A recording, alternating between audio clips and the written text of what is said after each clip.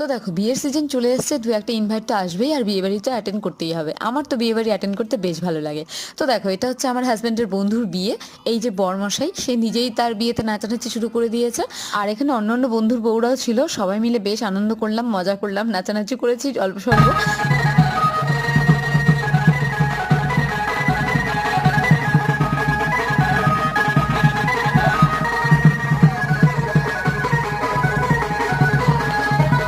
তো দেখো যার বিয়ে সে এত আনন্দ করছে, এটা দেখে তো বেশ ভালো লাগছে। তো যাই হোক, এরপরে হচ্ছে স্নান করানো হবে।